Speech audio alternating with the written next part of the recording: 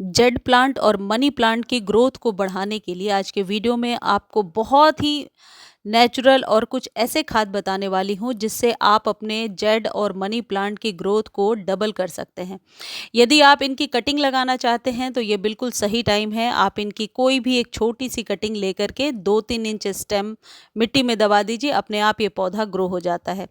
यदि आपने कटिंग लगा लिया है और वो कटिंग अभी ग्रो नहीं हो पा रही है या फिर पत्तियां सूख करके गिर रही हैं, तो इस खाद के इस्तेमाल से आप अपनी नई कटिंग को भी बहुत अच्छे से ग्रो कर सकते हैं। अक्सर जब सर्दियां ज़्यादा होती हैं या गर्मी बहुत ज़्यादा हो तो मनी प्लांट और जेड प्लांट का पौधा सूखने लगता है और अपनी पत्तियों को गिराने लगता है। ग्रोथ ना के बराबर होती है। तो ये जो खाद है ये आप हर एक वीक अपने इन दोनों पौधों को दे सकते हैं और ग्रोथ ज़्यादा से ज़्यादा ले सकते हैं। मनी प्लांट देखने में स्वस्थ और सुंदर तभी होता है जब इसकी पत्तियां बड़ी बड़ी और चमकदार निकल करके आती हैं। इसके लिए भी आपको मैं एक नुस्खा बताती हूँ। जो भी खाद आप दे रहे हैं अपने पौधे को, उस उसी खाद से यदि आप इस पौधे की पत्तियों को स्प्रे करते जाएंगे तो निश्चित तौर पर इसकी पत्तियां बड़ी बड़ी और चमकदार निकल करके आएंगी। वहीं दूसरी तरफ जेड के पौधे को ज़्यादा स्प्रे करने से हेवी होकर के पत्तियां गिर जाती हैं। अब यदि आप चाहते हैं कि जेड का पौधा बहुत ही मोटी स्टेम वाला हो तो देखिए, ये वीडियो भी मैंने आप लोगों के साथ शेयर किया था जब जेड के टहनियों में 2 या 3 स्टेम को लेकर के मैंने एक वायर बांध दिया था। वायर कोई भी हो सकता है, नॉर्मल जो मिलता है इस तरीके से। और ये पौधा अब कितना मोटा स्टेम दे रहा है। ऐसा तभी पॉसिबल हो पाएगा जब आप नीचे से 2 इंच जगह छोड़ करके, और जैसे हम लोग बोनसाई बनाने के लिए वायर बांधते हैं वैसे बांधेंगे। जेड के पौधे को ज़्यादा पानी की रिक्वायरमेंट नहीं है, वहीं मनी प्लांट को भी ज़्यादा पानी की ज़रूरत नहीं है, लेकिन इन दोनों पौधों को हल्की सनलाइट चाहिए। मनी प्लांट को भी अभी आप सनलाइट में रख सकते हैं और जेड को तो सुबह की 3-4 घंटे की धूप ज़रूर चाहिए। बहुत ज़्यादा तेज़ जब धूप होने लगेगी तब हम अपने जैसे सभी पौधों को बचा कर रखते हैं वैसे जेड और मनी प्लांट को भी बचाना होगा। इन पौधों की बहुत ज़्यादा गुड़ाई नहीं हो सकती, लेकिन खाद इन्हें ज़रूर चाहिए अपने लश ग्रीन पत्तियों के लिए और पौधे को चमकदार बनाने के लिए। यदि आप न्यू पौधा लगा रहे हैं तो वेल ड्रेन सॉइल में लगाएं और डेली इस पर सिर्फ स्प्रिंकल करें पानी का। बहुत ज़्यादा पानी देने से भी पत्तियां पीली होकर के गिरने लगती हैं। तो पानी का सिर्फ स्प्रिंकल करें मनी प्लांट के पत्तों पर, और जेड प्लांट पर 3 से 4 दिनों में आप जड़ों में डायरेक्ट पानी दे सकते हैं।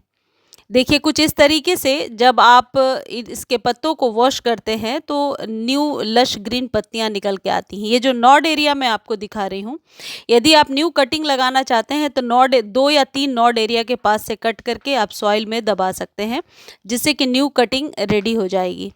ये मेरे दूसरे मनी प्लांट का पौधा है जिसकी पत्तियां बहुत ही बड़ी बड़ी और चमकदार निकल करके आती हैं। तो मनी प्लांट को सूखने से बचाने के लिए आपको एक खाद की ज़रूरत पड़ेगी और वह है एलोवेरा। एलोवेरा तो सभी के घरों में उपलब्ध होता है। एलोवेरा की 2 या 3 बड़ी बड़ी पत्तियां ले लीजिए और उसके रस को निकाल लीजिए।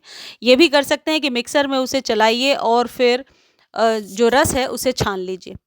उसमें 1 चम्मच चाय पत्ती या कॉफ़ी पाउडर आप मिला सकते हैं। 3 से 4 गमलों के लिए एनफ रहेगा। बड़ी बड़ी 2 पत्तियां लेंगे तो आपके 3 से 4 गमलों के लिए ये खाद बनकर रेडी हो जाएगा। अगली जो चीज़ है वो है बनाना पील के फर्टिलाइज़र। केले के छिलके को आप सुखा लीजिए और सुखा करके उसे पाउडर बनाकर रख लीजिए। 1 या 2 चम्मच आप इसी पानी में मिला सकते हैं या डायरेक्टली सॉइल में दे सकते हैं। केले के छिलके वाली खाद से आप अपने पौधे की ग्रोथ को तेज कर पाएंगे, और जो चाय पत्ती है उसकी वजह से ये जो न्यू कटिंग आप लगा रहे हैं इस पर नाइट्रोजन की अच्छी मात्रा मिलेगी और लश ग्रीन पत्तियाँ निकल करके आएंगी।